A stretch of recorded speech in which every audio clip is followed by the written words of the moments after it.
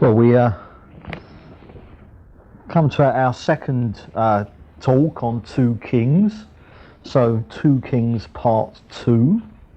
We're meandering our way through this bit because it's a bit complicated, the 2 nations, and sort of what's going on in the north and what's going on in the south, and the sort of like the histories run concurrently. So we're kind of up in Israel and then meanwhile down in Judah, and it's all very complicated, and we've only got very small brains, and so we're taking it nice and slowly. So we're going to start with a recap on what we did last time, the first part of 2 Kings, and so kind of the story so far in 2 Kings. And you'll remember 2 Kings began up in the north in Israel with the reign of Ahaziah, and he was Ahab's son. Remember Ahab, the one who Elijah came up against. And Ahaziah reigning in Israel, and he reigned for 2 years, and he did evil, as into idolatry, into the occult. And you remember we saw he fell through a roof, through the ceiling of his room, and he sent a delegation of his men off to seek a false god and to see if he could get occult healing. And like his dad, he was dealt with by Elijah. You remember that this band of men were going off to seek the false god. Elijah blocked their path, and he said, go back and tell him that it's not going to be healed, it's no good, and that what he's doing is wrong. And you'll remember that Ahaziah then sent 50 soldiers, and the captain demanded that Elijah go with them. You remember that Elijah called down fire from heaven on them. Crumbs. And then another 50 soldiers went, and they demanded that Elijah come to present himself to the king with them, and he called fire down from heaven on them as well. And then the third lot, the captain of that particular lot, he knelt down and he pleaded with, he said please, which when you're up against someone like Elijah, I personally would do as well. And so they weren't consumed with fire, and so they took Elijah to see Ahaziah, and Elijah said, you're going to die, and so he did. And he didn't have any sons, remember, so he was succeeded by his younger brother Joram. So no kids, so his younger brother Joram, also Ahab's son, obviously, because his brother takes over. And then it moved on to the story of where Elijah was taken up to heaven and succeeded by Elisha. And remember, Elisha got a double portion of his spirit, having seen him taken up into heaven. And very much the exploits of Elisha, the ministry of Elisha, very much becomes sort of like the main thread throughout the book of 2 Kings. And so really he's the hero of the piece all the way through, and we'll certainly be seeing more of him tonight when we eventually get on to the rest of 2 Kings and finish this recap that we're meandering through, because it's complicated and we've got very small brains and everyone's falling asleep. All right. And so anyway, Joram, we saw he took over from Ahaziah and his younger brother, and we saw that he formed an alliance with Jehoshaphat, just like his dad had done. We'll see more of Jehoshaphat, and but he kind of like formed lots of alliances with people that he shouldn't.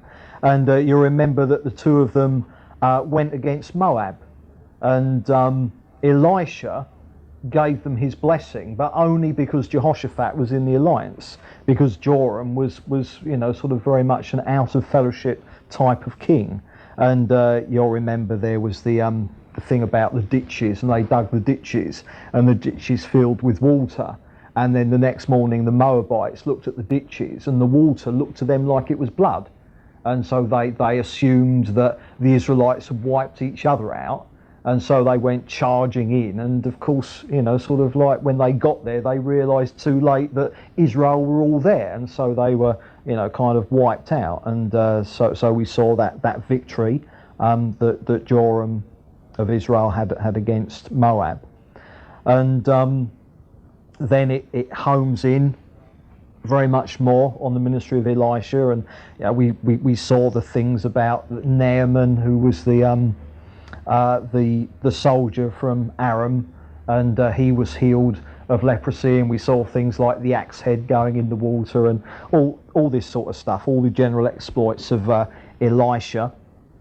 And we saw where Samaria, this is still Joram, up in the north in Israel, and the capital was Samaria, and Joram is besieged by Aram, so Aram, Syria, attacks, and Samaria is sieged, so the Aramaic army are completely surrounding the city, and it got so bad that cannibalism broke out, and Elisha was in the city, and Joram blamed him, and Elisha went to Joram, and he said, well, tomorrow it's all going to be over, the Lord's going to deliver us. And we saw how there were 4 lepers outside the city, and they thought, well, we might as well go over to the Arameans, because we've got nothing to lose. We're lepers, we can't get in the city, we'll go and see if we got, sort of like can get some food there. And they went, only to find that the camp was absolutely deserted, and the Arameans had fled. And the Lord had sorted them out, and so they go and tell the city, look, it's over, they've gone. And you'll remember that when Elisha told Joram that tomorrow, God's going to, free us from this and deliver us from it, there was one of the captains of the guard, and he sort of said, no, never, and he expressed complete unbelief. And once it was realised that the Arameans have fled, and obviously cannibalism had broken out in Samaria, people were so hungry that in the rush to get out to the camp, that officer was crushed in the rush, so judgment on his unbelief.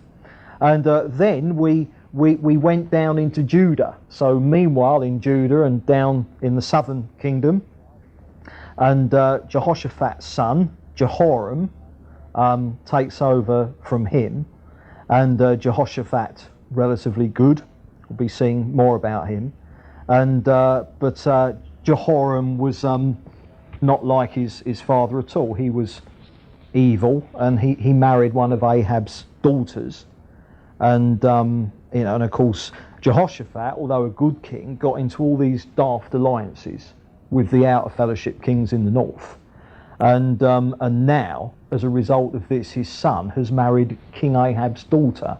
So that was the fruit of all the daft alliances that he had. And we saw that Jehoram, we didn't see that much about him, not told that much about him, but he became king 32 years old, and he ruled for 8 years. And after that, he was succeeded by his son, Ahaziah. And we saw that Ahaziah was also evil. He didn't follow the Lord. And he formed an alliance with Joram up in the north. And they attacked Aram, and as a result, Joram was wounded. And Elisha goes to a bloke called Jehu, remember, and God wanted Jehu to become king of Israel in Joram's place. And Joram obviously being a descendant of Ahab. And you remember that through Elijah, Ahab had been told that eventually all his descendants would be completely cut off. But you'll remember, because of his repentance after the incident with Naboth's vineyard, the Lord said to him that it won't happen in your lifetime, you won't live to see it. So he died shortly afterwards, and it all happened after him. And it largely happened through this bloke Jehu. And so Jehu kills Joram and becomes king in his place. And then he goes about and he gets the rest of Ahab's family and he completely destroys them. And you remember that Jezebel, Ahab's wife, when Joram turned up where she was staying, her eunuchs threw her out of the top window of a house, and they killed her for Joram. So, Ahab's family now has been completely wiped out, as had been prophesied to Ahab by Elijah. And so now we've got Jehu reigning up in Israel, and he reigned for 28 years, and he followed the Lord. He was, of all the kings in Israel in the north, he was the only one who followed the Lord, but nevertheless not fully, the Bible says, and he did keep some idolatry going. He rid Israel of the Baal cult, but in actual fact he did keep some idolatry going. So he followed the Lord, but he wasn't exactly what you would call absolutely wholehearted. And he was succeeded by his son Jehoahaz.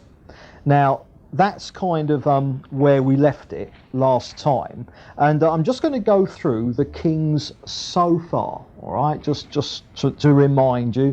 I know it's a lot to take in, but so far, all right, the kings, you remember there was King Saul, then there was King David, and then his son Solomon. And you'll remember it was after Solomon died and because of his idolatry that the kingdom split. And Solomon's son ruled in Judah and kept the dynasty going in the south. But you'll remember that Jeroboam led a new empire in the north, and he became the first king of the nation of Israel in the north. So we've now got the people of God, the people of Israel, divided into the two kingdoms.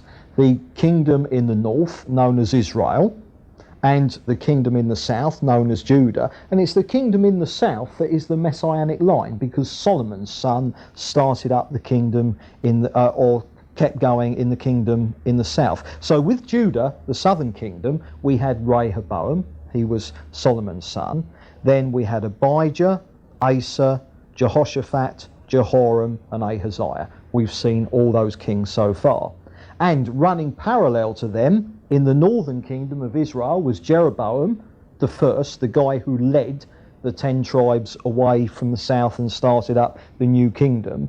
And then he was succeeded by his son Nadab. And Nadab was murdered by Baasha, so then Baasha took over. And when Baasha died, he was succeeded by his son Elah. Elah was then murdered by Zimri, who reigned for a full 7 days. And Zimri was then murdered by the commander of the army, Omri.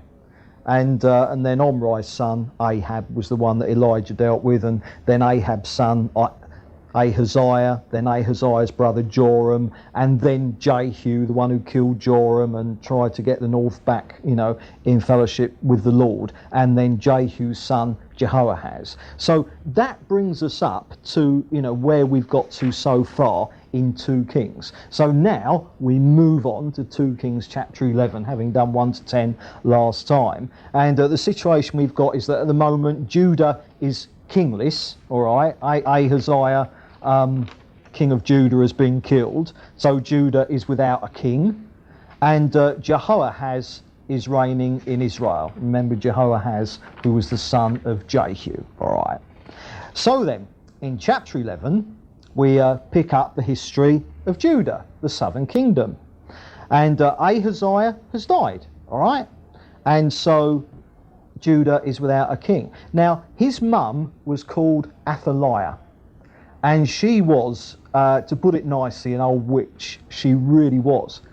And she decided that she would have the throne for herself. She had no right to the throne, but she decided that she would have the throne for herself. And so what she did is she killed all her sons, and she had all her family killed, so that she was the only one left who could become queen. However, Ahaziah's sister, all right, managed to escape, and also she was able to hide Ahaziah's son Joash. So the point is, Athaliah has gone through the whole family like a dose of salts, murdering them. But one of Ahaziah's children, Joash, is saved. And Jehoshaphat manages to save him, and she hides him so Athaliah couldn't get to him. And in actual fact, this woman, Jehosheba, was married to the high priest at the time, a bloke called Jehoiada. So Athaliah now reigns in Judah for 6 years. She has a 6-year reign. But remember, Jehoiada, the high priest, has got Joash, one of Ahaziah's sons, safe and sound. And he and his wife, Jehosheba, are kind of raising him. And they're goodies. They follow the Lord. Jehoiada was the high priest and he was a goodie. And so what Jehoiada is doing is that he's grooming Joash to eventually become king, as he should have been. Because it should have been Joash who was king anyway, not Athaliah. And eventually, after 6 years, Jehoiada gets the army on his side as well. So he's able to persuade the powers that be that we need to get shot of Athaliah. She shouldn't be queen. She shouldn't be on the throne. She's a menace. Let's get shot of her. And so eventually he gets the army on his side. Once that happens, then Joash is made king, and just 7 years old. So he was 1 year old when Athaliah became queen. So he was 1 year old when they rescued him as a baby from Athaliah. And, his grandmother, this is the point, she was a dreadful woman, just killing her whole family. And so Joash was 7 years old, and he was made king by Jehoiada with backing of the army, and Athaliah was executed for her treason and all the murders that she'd committed. And so now young Joash is reigning as he should be. And you'll notice that there was a potential change there in the Messianic line, because Athaliah, all right, although the mother of, she was married to the king who was in the Messianic line, she wasn't herself, only by marriage. And of course, what you got here was Satan trying to disrupt the Messianic line in the kingdom of Judah. But now, because little Joash was rescued and kept safe, and Joash is now king, Joash was Azariah's son, and therefore, after this blip, Satan trying to muck up the Messianic line in the south, now everything's back on course again, and Joash is on the throne just as he should have been at the start. And during his reign, Jehoiada cleansed Judah of Baal worship. So Jehoiada, the high priest, because of all his efforts with Joash, he had a lot of power, obviously, and he followed the Lord as Joash did, and so they completely rid the land of Baal worship. And then in chapter 12, we get more details about Joash, the fact that he reigned for 40 years, and as long as Jehoiada was alive, Joash followed the Lord. So he was a good king. However, when we come on to do Chronicles next time, because Chronicles gives us information that we don't get in 1 or 2 Kings. So in Chronicles, you get extra bits of info and extra bits of history that aren't in 1 Kings or 2 Kings, etc., etc. And we learn from Chronicles that once Jehoiada died, the high priest, who was like Joash's mentor, all right, when he died, Joash backslid. So, we'll see more of that next time. So he was a good king and he followed the Lord for most of his life. But then when Jehoiada, his mentor, died, he fell away. But nevertheless, through his reign, he had the temple done up, because the temple had fallen into disrepair and was in a dreadful state, and he had the temple done up and properly repaired and restored to how it should have been. But having done that, and this is just a sign of a kind of a weakness that was in Joash. At that time, Hazael, the king of Aram, had captured Gath. That was down in the Philistine territory, just to the kind of like the west of Judah. And then, having got Gath, he turned to attack Judah itself. Now, what Joash did rather foolishly is having restored the temple and got all the treasure back in it as it should have been, all the valuable objects and the candlesticks and the brass basins and the you name it and the whatnots and stuff, and read Leviticus and he'll give you all the details. Having got all that done, what he does is that he pays Hazael off using it all as tribute. And he gives it away. Having just restored it, he gives it away. And what he says to Hazael is, look, don't attack me and I'll give you all this treasure from the temple. So Hazael, knowing a bargain when he sees one, says, okay, no problem. And that was one thing that did happen in the ancient world. If an enemy attacked you, you did have the option of trying to buy them off and say, well, don't attack us. Just, here, have our treasure. Because often it was the treasure they wanted anyway. And so it was you didn't get invaded and they got the treasure without having to risk possibly losing. Because, of course, if you invaded, you might lose, mightn't you? So Joash, having restored the temple and got all the treasure back in it, now gives it away to Hazael in tribute. So, I mean, a bit daft, that. And eventually, and when we come on to do Chronicles, you'll see that this was actually rather fitting, the way he ended up. Eventually, he was assassinated. And once he was assassinated, he was succeeded by his son, who was called Amaziah. Now, in chapter 13, we, meanwhile, back up north in Israel, all right? So we've been doing Judah, now we're back up to Israel, all right? And Jehu's son, Jehoahaz, is reigning up there, and he lasts for 17 years. And he was evil, he didn't follow the Lord, and he really got oppressed by Hazael of Aram as well. So the Aramaic nation was really giving Israel stick as well. I mean, we saw it giving Judah stick just now, didn't we? So we saw Joash handing over all the treasure to Hazael, and who was the king of Aram. And now, sort of we're seeing that Hazael is really oppressing the north as well during the reign of Jehoahaz. And what happened was that because of this oppression and sort of like the Arameans keep invading and stuff like that, Jehoahaz actually did seek the Lord. He only did it once, and it was just that God would deliver him from Hazael, from the Aramaic army that kept invading. And the Lord did. The Lord did. He cried out to the Lord, and the Lord heard his cry and sort of set him free from all these incursions of the Arameans. But nevertheless, even though he prayed and the Lord answered his prayer, he didn't change. He carried on being an idolater. He was into idolatry until the day he died. And, so it didn't actually change him. He cried out to the Lord. He saw the Lord in his mercy intervene, but he didn't change. Didn't change his behaviour at all. And so eventually he died. And then he was succeeded by his son called Jehoash. And we're told here that Jehoash, he reigned for 16 years, and he did evil in the sight of the Lord. He was a good for nothing, the same as his father was. And he ended up embroiled in various wars with Judah in the south.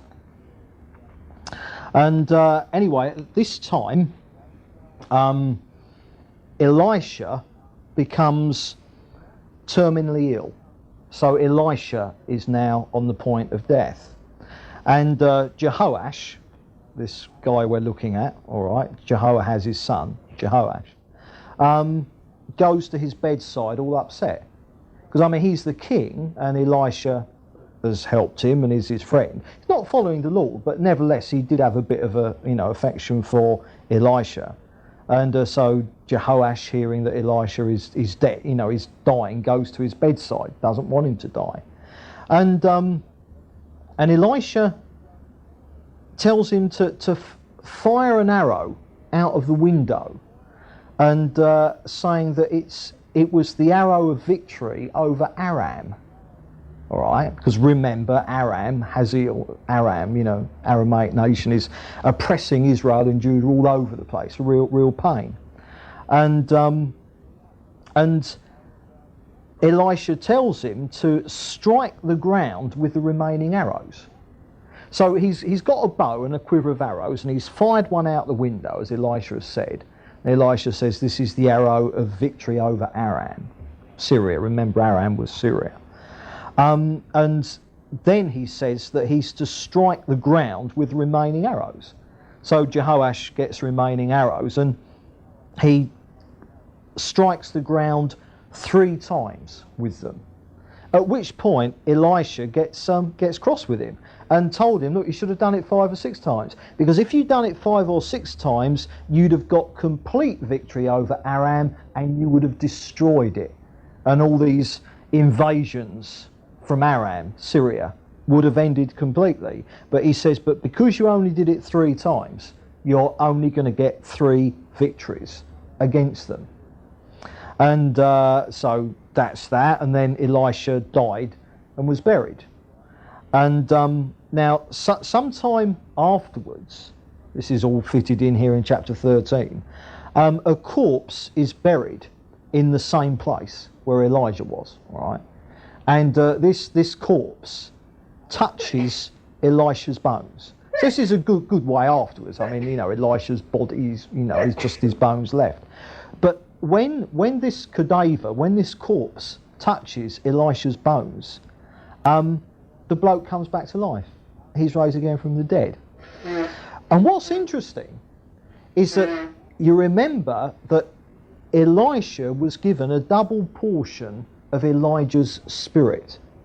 Now, if you go through the Bible and look at all the miracles that Elijah performed, and then go through and look at all the ones that Elisha performed, you'll find that with this miracle, the corpse being raised from the dead when it touches Elisha's bones, you'll find that this is literally Elisha worked twice as many miracles as Elijah. It's that precise. Do it sometimes. Quite interesting to do that. So, sort of like, Elisha got his double portion and he worked twice as many miracles. Anyway, at this point, Hazael, now he's the king of Aram, Syria, who's been oppressing them all over the place. And you'll remember that Hazael had actually been appointed as king of Aram by Elisha. And you'll remember that when Elisha did that, he was in tears. And he was in tears because he said, I know all the upset, I know all the terror, I know all the sadness that you're going to bring to Israel. Because the point was, God had raised Hazael up and made him king of Syria precisely to use him in judgment against Israel and Judah, because they were out of fellowship with him all the time. So this Hazael was God's judgment on Judah and Israel. And now he dies, so Hazael is dead. And he's succeeded by his son, whom he called Ben-Hadad. Now, you'll remember, or perhaps you should remember, or perhaps you shouldn't remember, I don't know, but you should remember, I think, that when Hazael was anointed by Elisha to become the king of Aram, the first thing he had to do was to kill the existing king, who was called Ben-Hadad. Of course you remember that, excellent. So he names his son Ben-Hadad after, the bloke whom he'd murdered in order to become the king. So anyway, he's succeeded by his son. And what happens now is that Jehoash wins 3 important victories over him. So each one being the fruit of when he hit the arrows on the floor 3 times. And then we're told that eventually Jehoash dies, and he is succeeded by his son Jeroboam II. So Jehoash has named his son after the first king of Israel, Jeroboam. So now we've got Jeroboam II. Now in chapter 14 we go back down to Judah. So meanwhile, down in Judah, down in the south, all right, Joash's son Amaziah is reigning, and he lasts for 29 years. He was 25 when he became king, and he rules the south, Judah, for 25 years. Now, he followed the Lord after a fashion, all right? So he followed the Lord a bit, but the Bible says not like David. The kings of Israel and Judah were gauged by how did they compare with King David. And what we're told here of Amaziah, Joash's son, is that he followed the Lord after a fashion, but he wasn't like King David. And he executed the officials responsible for his father's assassination, because you'll remember that his dad was assassinated, I said. So he executes the people who did that. And he goes on to have a really good victory against Edom. And Edom were kind of like a vassal nation to Judah, so that when Judah was in fellowship, Edom was kind of like, a vassal to it. Edom did what Israel said. But when when Judah got out of fellowship, Edom would rebel, you see. So I mean, get out of fellowship and you lose your extended kingdom, the little empire you've got goes. And but during his reign, he got Edom back in their place, you see. So that was good, a sign that the Lord was with him. But after that, he got a bit cocky. And he decided that he'd have war with Israel, the northern kingdom, when Jehoash was king. Now, Jehoash didn't want to fight him, but Amaziah did. So, therefore, Amaziah now wants to have a war with the north. The north isn't interested. I mean, the north is well out of fellowship, but they're not interested. They don't want to fight him. But he kind of insists. And so what happened was that therefore he proceeds to attack and go to war against King Jehoash of the north, Israel. Now the result of that is that Jehoash wiped the floor with him, and Judah was absolutely defeated, so badly that Jehoash, Israel, the north, invaded the south and actually, got into the city and Jerusalem and kind of ransacked it. So this was absolutely disastrous. The fact that Amaziah wanted this war, it was against God's will, and he got absolutely marmalised. And so, sort of Jehoash, the king of Israel in the north, has come down and they've got into the city and they carry off booty and hostages and Amaziah himself. So Amaziah now ends up going into captivity up in the north as Jehoash's prisoner. So having started off well, because he got cocky, because he got a victory over Moab, he's gone against Israel. Israel has absolutely beaten Judah up, and now he has been taken away prisoner up in Israel. Now, eventually he was tracked down by some of his own men down from south in Judah. They tracked him down in Israel and they assassinated him.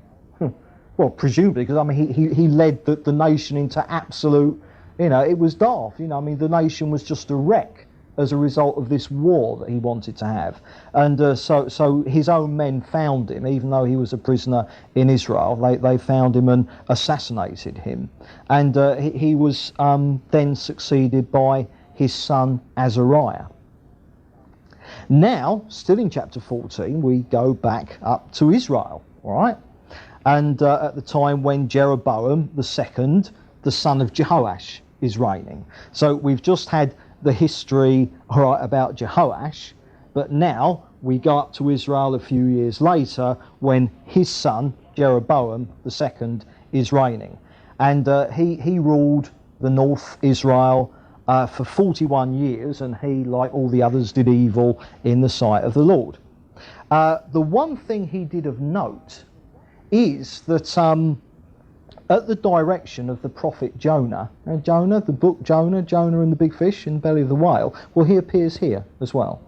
And at the direction of the prophet Jonah, Jeroboam II restored to Israel what had been previously captured by King Hazael of Aram. So what happened was that Jonah instructs Jeroboam that he's to go to war against Aram and to take back all the booty and the spoil that the Arameans has had off of Israel thus far. So he does that, and because the Lord wants him to, and because he's doing it in the will of the Lord, he has success. But nevertheless, he didn't follow the Lord. I mean, he did what Jonah said. but he didn't himself follow the Lord. So, I mean, you know, he was, again, not a believer. He wasn't someone who followed the Lord at all. And eventually he died, and he was succeeded by his son Zechariah. Now then, in chapter 15, we go back down to Judah, where Azariah, we just saw Amaziah was the king. All right, he died and he was succeeded by his son Azariah. So Azariah ruling down in Judah. Now also Azariah was known as something else, Uzziah. So he had two names, Azariah and Uzziah. And Uzziah should mean something to you, because the prophet Isaiah, he had his vision of the Lord, you know, sort of like his train filled the temple, Isaiah chapter 6. That was in the year that King Uzziah died. All right? So Azariah is the Uzziah who died just as the ministry of Isaiah was getting off the ground. And Azariah, or Uzziah, because he's known as both these names, he reigned for 52 years, having got on the throne when he was 16. And he followed the Lord. I mean, he was a relatively good king. He followed the Lord. But from 2 Chronicles, we know that he became a bit rebellious in his later years. And he grew proud. And what he did is he usurped the authority of the priesthood. And he did a sacrifice before the Lord that only the priests were allowed to do. Do you remember King Saul did that, didn't he? And it was when King Saul did that, the Lord said, right, I'm taking the kingdom from you, all right? And here, Azariah, or Uzziah, he does exactly the same thing. And as he did it, God afflicted him with leprosy. And he had leprosy for the rest of his days until he died. And, you know, so once he was afflicted with leprosy, even though it was a few years later that he died, once he had leprosy, his son, Jotham, succeeded him as king, all right. Now, meanwhile, back down in Israel, all right, Zechariah, who was the son of Jeroboam II, Zechariah reigns for the impressive period of 6 months before he's assassinated. So turbulent times up north in Israel, a 6-month reign here, and he's assassinated by a guy called Shallum who takes his place. Now Shallum, not wanting to be outdone and staking his claim for a record, all right, in the Bible, reigned for a month before he was assassinated by a bloke called Menahem, right. So Menahem has assassinated Shallum. Zechariah reigned for 6 months, was assassinated by Shallum. Shallum became king. Shallum lasted a month, was assassinated by Menahem. Now Menahem becomes king. And Menahem reigned for 10 years. And again, he did evil in the sight of the Lord. The only thing we're told about him is that the Assyrian nation invaded, or was set to invade, under the leadership of a bloke called Pul, P-U-L, King Pul. And he resisted that by paying him off. So again, he got all the treasure he could, and he said to Pul, don't invade me, just have my treasure. And so the Assyrians went away. And after reigning for 10 years, he dies. And he's succeeded by his son, Pekahiah. There's a joke in there, but I'm not going to bother to pursue it, all right? Now, Pekahiah also did evil in the name of the Lord, and he lasted for 2 years, all right? And then he was assassinated by one of his officers, who was called Pekah, who presumably was shorter because he wasn't Pekahiah. No, so Pekahiah has been assassinated by one of his officials, Pekah. So Pekah is now the king, all right? Remember, this is all up in Israel. And Pekah reigns for 20 years. And it was during his reign that there was a partial invasion by Assyria. So Assyria made a play a few years earlier, all right, and, you know, sort of during Menahem's reign, and Menahem kind of paid Assyria off. But now, all right, quite a few years later, during the reign of Pekah, there's an actual partial invasion by Assyria, and Assyria are successful. And what's happening is that now the north, Israel, is partially a vassal nation to Assyria. So Assyria is beginning to emerge as a world power, and Assyria now has a definite stake in the power and the politics of Israel in the north, all right? And that began to happen during the reign of Pekah. And then Pekah is assassinated by a bloke called Hoshea, who becomes king in his place. So can you see we've got a real crop of assassinations there? You see the mess that the north is in, and yet at the same time you can really see the north is getting worse and worse and worse. And here we have Assyria increasing in influence as a world power and getting a fifth column in Israel in the north. So Assyria is beginning to move in on Israel. So Hoshea is now reigning up in Israel, having assassinated Pekah. And then the Bible takes us back down to Judah in the south, where Jotham, the son of Azariah, also known as Uzziah, is reigning.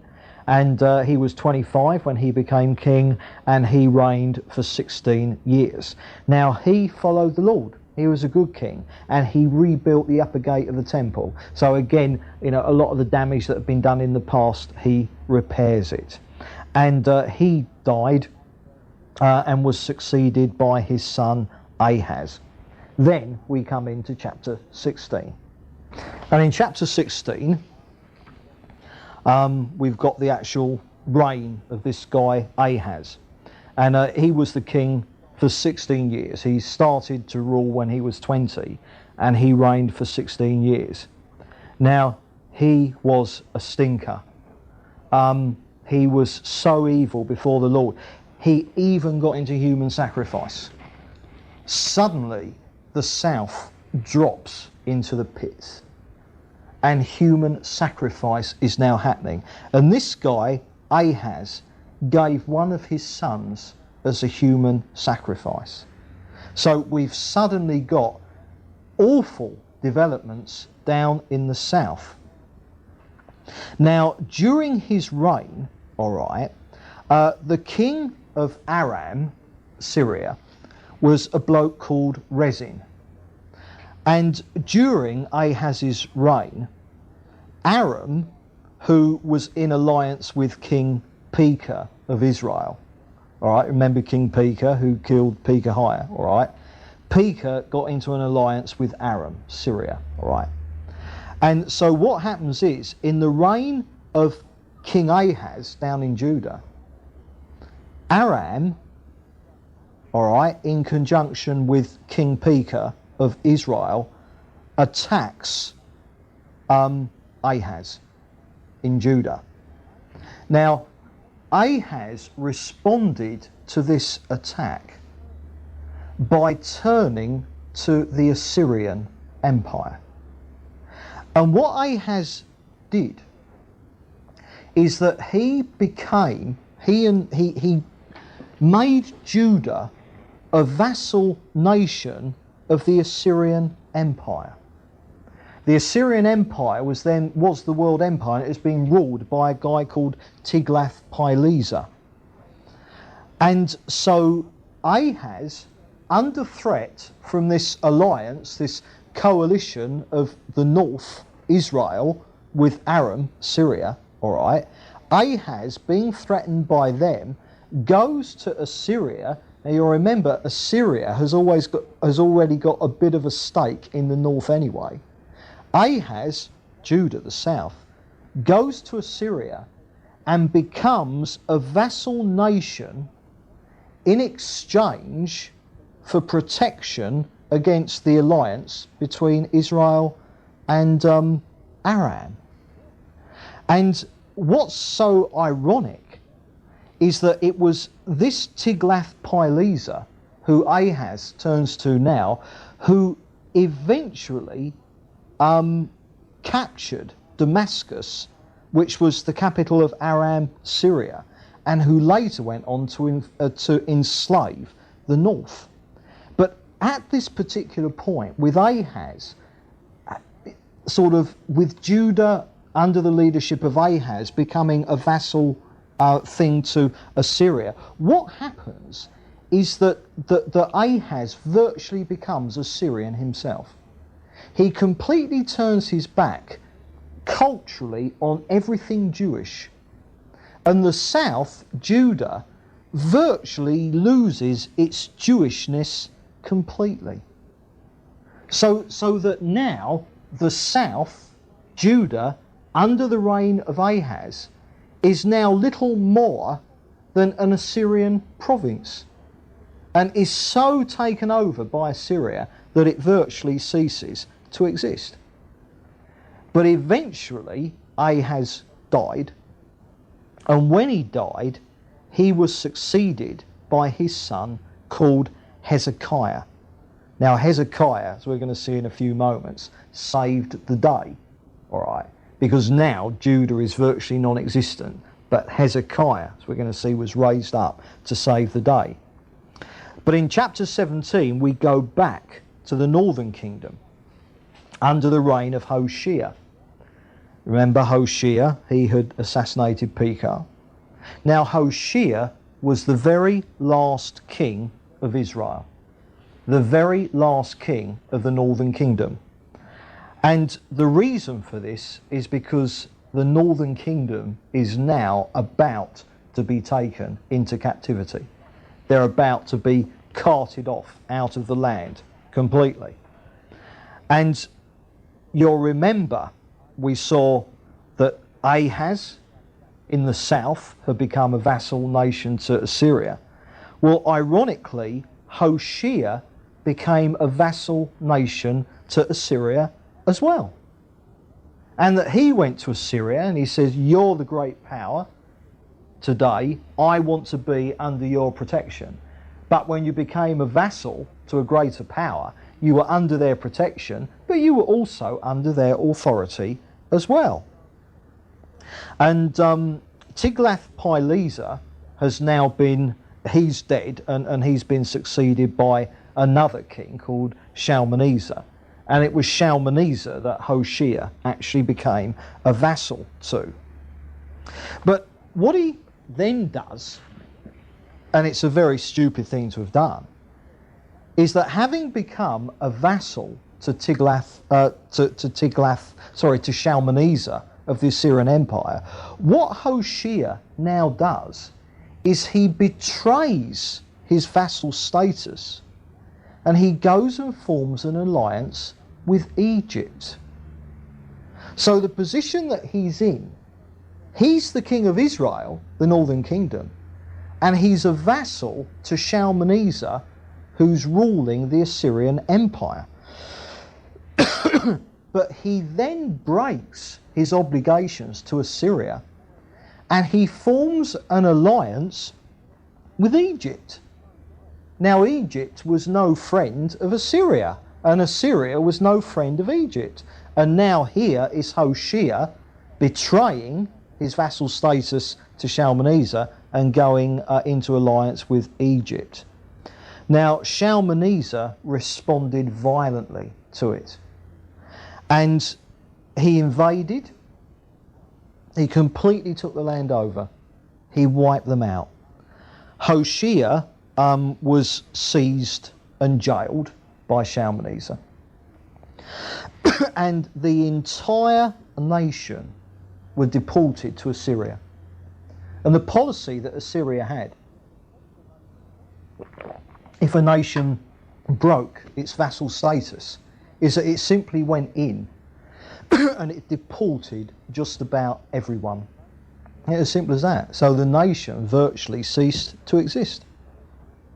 And so you have here the Assyrian captivity of the northern kingdom. Israel, the 10 tribes, the northern kingdom is being taken off into captivity by the Assyrians. And the thing is it was never heard of again. It became here the 10 lost tribes. It never came back into the land. It was gone. Israel was gone, completely wiped out by the Assyrians. Now, what happened was that Assyria, having deported 90% of the Jews who lived there, in Israel, they repopulated it with their own people. So all these bands of Assyrians then moved in, all right, to take the place over. Now, over the next hundreds of years, what happened was the Jews who were deported out of Israel, they virtually vanished. I mean, they were just gone, all right, dead, finished, never heard of again. And the Assyrians repopulated Israel with their own people. But obviously there were remnants of the Jews left. I mean, not everyone got deported, the job is too big, but 90% of them were. So what happened was the Assyrians pour into Israel and repopulate what was a Jewish land. And at the same time are mingling with the remnant of the Jews who remained. Now, this gave rise over a few hundred years to a mixed breed race comprising of Assyrians and Jews. And you'll remember that the capital of the northern kingdom was Samaria. Samaria remained the capital of this new kingdom. And it eventually became the kingdom of what ended up to be known as the Samaritans.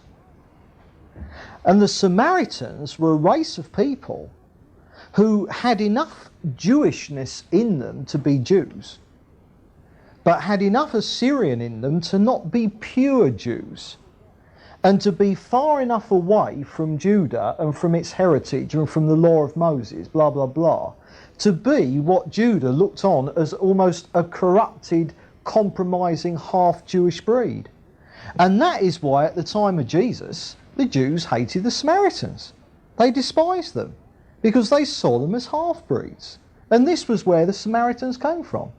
It was the result of Assyria carting Israel, the northern kingdom, off into captivity, obviously leaving a remnant there and then repopulating it with its own people. But as the Assyrians came down to repopulate Samaria, all right, they lost their, what you call Assyrianishness, all right. So they became less and less Assyrian because they were cut off from their culture, all right. There were some Jews remaining in Israel, and of course because they interbred and mixed, they came up with this kind of a compromise between Jew and Assyrian. And that was the Samaritans. And that was why the Jews in Jesus' day hated them so much. They looked down on them as dogs, half-breeds, not even quite properly Gentiles. So they really were the brunt of, real prejudice. And that's why Jesus' story about the Good Samaritan, the push, the punch, or the cutting edge of that was that the one who did good wasn't the Jewish priest, it wasn't the Pharisee, it was a Samaritan, the person whom the Jews despised. And there was Jesus saying that Samaritans can do the will of God. Do you remember Jesus talking to the woman at the well of Samaria? And she got into all these arguments about, sort of like where you're supposed to worship and that. She was waiting for the Messiah. She believed on Jesus very readily. She had enough Jewishness in her to respond to Jesus as a Jew would. But remember her saying about on this mountain our fathers, blah, blah, blah. That was her Samaritan Assyrian background coming out. And, the fact that Jesus spoke to a woman who was a Samaritan and a prostitute to boot, the disciples were absolutely horrified. And you remember she said to Jesus that the Jews have no dealing with the Samaritans. And that is why the Samaritans were the fruit of the Assyrian captivity. And so what we've got is that the ultimate judgment as promised in the law, and you remember through Moses, God always said the ultimate judgment for unfaithfulness, that the discipline would increase, but the ultimate judgment on the Jews would be removal from the land. And that is exactly what has happened here to the northern kingdom. Their unfaithfulness to God has gone on for so long and become so serious, and prophets were being raised up to speak about this, to warn the people, this is what's going to happen. You know, Isaiah was raised up. Isaiah was saying, look, you know, we're going to be taken off into captivity if we don't get right with God. And they were warned again and again and again, but they ignored it, and their leadership was rotten to the core, and so eventually ultimate judgment came upon them, and they're carted off into Assyrian captivity. And that's it. They're gone. The 10 lost tribes of Israel, as they're now known to historians. They're gone who knows where. They just do not exist anymore. Israel never returned back to the land. And at this point, Judah is left in the land, but Judah, from this point onwards, becomes known as Israel because there's no northern kingdom for it to be distinguished from. Okay, so the date at this point when the northern kingdom, Israel, is taken into captivity, the date is now 700 BC. So then we move on to chapter 18 and 19. I'm going to do those together, and only Judah is left now. And but you'll remember that under the reign of Ahaz, the one who did human sacrifice and everything, that you know, he became a vassal nation to Assyria, and then, you know, sort of like, you know, mucked it all up by then forming an alliance with Egypt. And the result of that is that Assyria invaded Judah as well. And Hezekiah is now the king when this happens. But Hezekiah, I said earlier, raised up to save the day. Hezekiah follows the Lord. What a dreadful father he had. He'd been brought up with human sacrifice, but Hezekiah really followed the Lord. And that what he did is he rid Judah of all the idolatry that his father had brought in, and then broke the nation's servitude to Assyria. So he got in touch with Syria and told them where to go. Now the Assyrians did not, well, no world power liked or approved of being told where to go by a vassal nation. So what did they do? Well, they pour in, they invade. They invade. And 10 years after Israel had been, the north had been carted off by the Assyrians, 10 years after that, during the reign of Hezekiah, the Assyrians, now under the leadership of a guy called King Sennacherib, make the play for Judah as well. Now, the thing to understand here is that Judah is now being faithful to the Lord. Israel wasn't. It fell to Assyria. Judah was being faithful to the Lord. It had heeded all the warnings. The people now had come back to the Lord. Hezekiah was following the Lord. They were being led by godly men. And as we're going to see, they weren't captured by Assyria. The Lord delivered them. And so what happens is that Jerusalem actually comes under siege. The Assyrians get into the land, and Jerusalem itself is besieged. And the first thing that Hezekiah tries to do, because I guess he thought it's always worth a try, was to buy them off with tribute, to bribe them. Say, look, don't invade, I'll give you this, this and this. But the Assyrians were so mad that they just wanted to wipe them out. So no joy there. So a full-scale invasion is underway, and eventually Jerusalem is surrounded by the Assyrian troops. Now, what happens is that Sennacherib sends a PR man and really works hard at trying to turn the people against Hezekiah. And what the Assyrians do, they put out messages and send letters and stuff like that saying, look, can't you see how ridiculous it is? You cannot withstand us. Hezekiah cannot withstand us. And can't you see that the more Hezekiah stands against us, the worse it's going to be for all of you when we win? So give in. And they try to they use the tactic of trying to turn the people against the leadership. All right.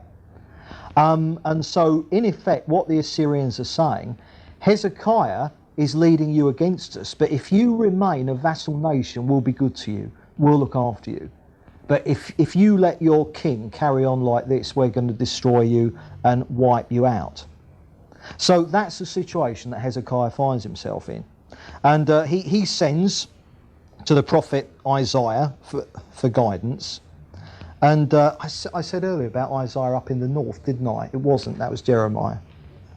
Or was it? No, forget that. But Isaiah is at this point in Jerusalem, and Hezekiah sends to him, knows that he's a prophet, and says, what do I do? And Isaiah tells him that the Assyrian army, although it looked absolutely hopeless, Isaiah told him that the Assyrian army would withdraw as a result of an unexpected military development elsewhere. And then that Sennacherib, the king of Assyria, would lose his life. Now that was the prophecy that Isaiah gives to Hezekiah. Now what happens immediately after this is that Egypt attacks Assyria on its home front. So therefore Sennacherib has to pull his army away from Judah back into Assyria to deal with the Egyptian incursion. But before he does that, he sends a letter to Hezekiah, which is basically a kind of I'll be back, you know, sort of saying I've got to withdraw, but don't think that you've won, I'll be back. And when I come back, I'm coming back with an army even bigger, blah, blah, blah. So although the army had to withdraw, just as Isaiah had said, all right, a letter is sent to the king, Hezekiah, saying, but don't think that you're safe, because you're not. We're going to be back.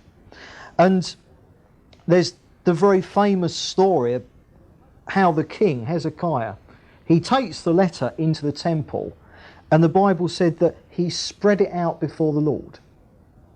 See, he sort of spreads it out and he prays to the Lord. And, you know, he sort of said, look, you know, it's hopeless. What can I do? And yet you've spoken to me through your prophet Isaiah. You've said you're going to deliver us, blah, blah, blah, blah, blah. And as he's doing that, Isaiah gets word to him that the deliverance is now imminent. So the first part of the prophecy has happened, the army has withdrawn, but the danger isn't over. So he spreads the letter out before the Lord, and Isaiah gets word to him that deliverance is going to be imminent. Now that night, all right, the Assyrian army are now marching back to their own land to deal with the Egyptian incursion. That very night, Hezekiah has spread the letter before the Lord. That very night, as the Assyrian army are marching back home, the angel of the Lord kills 185,000 of them in one fell swoop. The army is just so depleted. And then, not long after that, Sennacherib was murdered by his two sons. And so you've got this absolute, you know, Assyria. They've taken care of Israel in the north. Israel was out of fellowship with God, didn't have a chance. Israel gone, all right, at the hand of the Assyrians. Now, Assyria, equally powerfully playing for Judah. But Judah's in fellowship with the Lord at this point. Hasn't always been, but at this point in fellowship with the Lord. And their king is as well. And this deliverance overnight, just like that. And the threat suddenly is completely over. And Judah is set free from the threat of the Assyrians, set free from the threat of captivity. Then we move into chapter 20, and Hezekiah becomes ill to the point of death. And he requests of the Lord that his life be extended. And Isaiah visits him and tells him that the Lord was going to grant him 15 more years of life. So his prayer is answered. You know, Lord, give me more time, and Isaiah comes in, he says, yeah, the Lord is going to give you 15 more years. And you get the famous story that Hezekiah was given a sign that this will come to pass. Because they didn't have clocks or watches in those days, they had sundials with the old shadow. And his sundial went back 10 steps. Which is a pretty incredible miracle if you think about it. You know, that was the sign. And so he gets his extra 15 years. However, this extra 15 years weren't quite as polished for the Lord, one might say, as his prior years. And he didn't end up too good. And some envoys come from the Babylonian Empire. Now at this point, Babylon was strong, but Assyria was the business. Assyria was the world power. Babylon was just bubbling away in the corner, you know, just bubbling away, simmering. And the Babylonian envoys come to visit him with a kind of get well soon and stuff like that. And what Hezekiah does, and this was quite wrong that he did this, and he knew it was wrong, he showed off everything he had to them. He showed them all the treasures. He gave them a guided tour of the whole nation, which from the point of view of security isn't a very good idea. And it's like these envoys come, and Hezekiah, I suppose he's a bit, oh, I've got an extra 15 years and I'm invincible and what can happen to me, kind of thing. And it goes to his head a bit, and he starts to show off everything that he's got and all the land and everything to the Babylonians.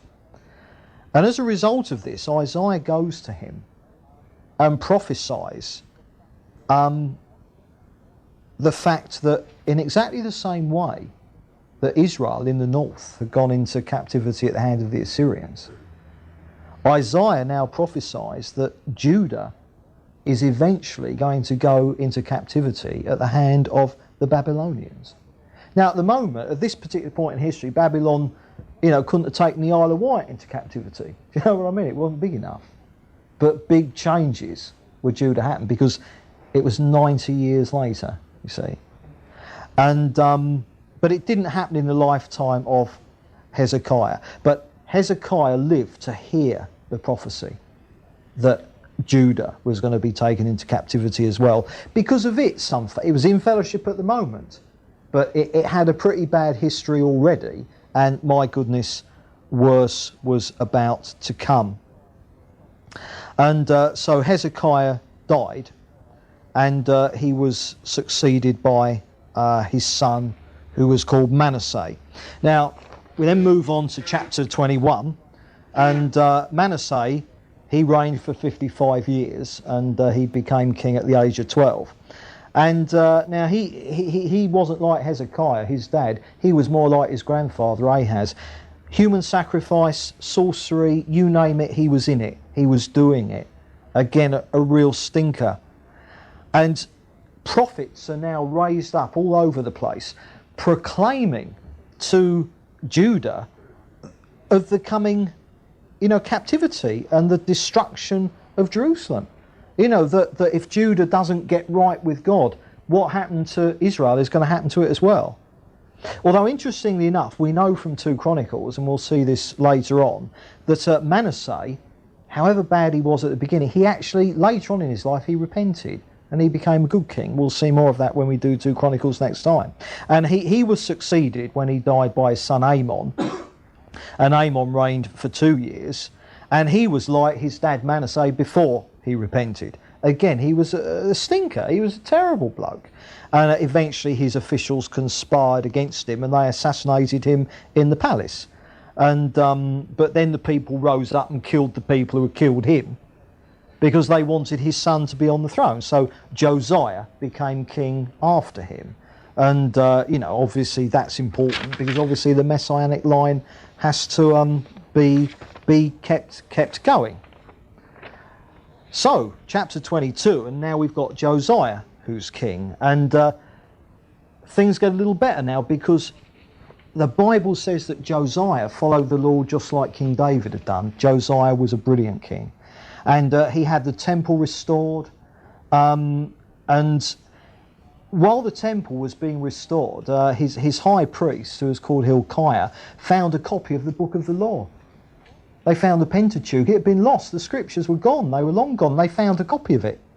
And, the workmen in the temple, they found this copy of the law. And in response to this, Josiah leads national repentance before the Lord. He has the priests study it. He sends Bible teachers out all over the land. And then he's approached by a prophetess called Huldah, and she tells him that the captivity is going to come, but because of his faithfulness it will happen after his lifetime. And then in chapter 23 you get more details about the revival that Josiah leads, and he restores temple worship, he reinstitutes the Passover, he removes idolatry from the land, and he removes all the pagan priests and occultists. Eventually he was killed in battle against Egypt. He went up against the Egyptians, which he shouldn't have done. The Lord wasn't in that, and he died as a result of doing that, and he was succeeded by his son Jehoahaz. And Jehoahaz became king when he was 23, and he reigned for 3 months. Now, as a result of Josiah going into battle against Egypt, as a result of that, Judah ended up a vassal nation to Egypt. So big mistake by Josiah going against Pharaoh. And now, all right, Jehoahaz is ruling in Judah, but as a vassal to Pharaoh Necho. But after 3 months, Pharaoh Necho decides to invade and carts him off to jail, and makes his brother Eliakim the king in his place. But in so doing, the Pharaoh changed Eliakim's name to Jehoiakim, and kings would change their vassals' names as a sign of authority. And so what's happened is that Josiah's son, Jehoahaz, has been carted off to jail, all right. His brother, Eliakim, has been made king in his place by Pharaoh, but Eliakim has had his name changed to Jehoiakim, all right. And he was an evil king, and he reigned for 11 years. And then in chapter 24, during Jehoiakim's reign, Nebuchadnezzar, the king of Babylon, now defeated Egypt to become the next world power. So Babylon has got bigger and bigger and bigger. Now Egypt has sorted out Assyria, so Egypt is the bee's knees now. Babylon takes over from Egypt, so Babylon is the world power. And so therefore, during his reign, Judah's vassal status has passed from Pharaoh Necho of Egypt to the Babylonians. And it was then that Jehoiakim died, and he was succeeded by his son Jehoiakim. All right. Now Jehoiakim became king, and after 3 months decided to rebel against Nebuchadnezzar, and got absolutely marmalised. Nebuchadnezzar marched in with his army, took him and all but the poorest of the land back to Babylon in captivity. So the captivity of Judah has begun. And so Jehoiakim has been taken up to the Babylonian Empire as a prisoner. And his uncle, a bloke called Mattaniah, is made king in his place by Nebuchadnezzar. Only Nebuchadnezzar changes his name from Mattaniah to Zedekiah. And Zedekiah now becomes the last king of Judah. And then in chapter 25, and we're on the last chapter now, after 11 years, he decided to rebel against the Babylonians. I mean, if history teaches us that we don't learn from history. So Zedekiah now rebels against Nebuchadnezzar. And as he saw what happened to everyone else who did this, but he did it as well. And so at that point, with Judah rebelling against the Babylonian Empire, Nebuchadnezzar laid siege to Jerusalem until it fell. And there was cannibalism. It was absolutely horrific. Only this time, no deliverance. because Judah is so out of fellowship. The temple was burned to the ground. All the most important buildings in Judah were burned, and the place was just wrecked. Zedekiah was taken to Babylon in chains with his eyes gouged out. That was what happened to him. And most of the people were taken to exile. Not all of them, but most of them. 90% of the Jews were removed from Judah to the Babylonian Empire. And a Jew called Gedaliah is made a governor of Judah. So no more kings, but Nebuchadnezzar makes this guy Gedaliah a governor to govern for him the small amount of Jews who are left. But politics reared their ugly head and he was assassinated, at which point Nebuchadnezzar just, I don't care anymore, what does it matter? And Judah just ceased to exist. However, Nebuchadnezzar was eventually succeeded by a guy called Evil-Merodach, who took over from Nebuchadnezzar as king of Babylon. Now Jehoiakim, he was taken away in chains and he was in prison, but Evil-Merodach releases him, and Jehoiakim lives out the rest of his life in Babylon as a free man. And the important thing there to note is that Jehoiakim was of the Messianic line, all right? So the point is that the Messianic line is now saved from being completely destroyed because Jehoiakim is released and is able to be a free man, albeit obviously he's no longer the king in Judah because he's up in the Babylonian Empire. And so he spent the rest of his days living in the palace with Evil-Merodach, and hence the Davidic or the Messianic line was at least being preserved. And so what we've seen is the north is gone, dead, finished, gone off into Assyrian captivity, and now 100 years later exactly the same thing happens to Judah, only with the Babylonian Empire. And now the north and the south, they're gone. There are no more Jews except from the odd ones here and there. Basically, complete and utter judgment has come upon the Jews, corporately Israel. We saw the conquest of Canaan in Joshua. We saw them moving in and taking over the land, and during the reigns of David and Solomon, they were the world power ruling from the land. Now, by the end of 2 Kings, they're gone. They've split into 2 nations. There was civil war. The northern kingdom, Israel, is gone into captivity. Now the southern kingdom is gone into captivity as well. You cannot get a worse scenario than this.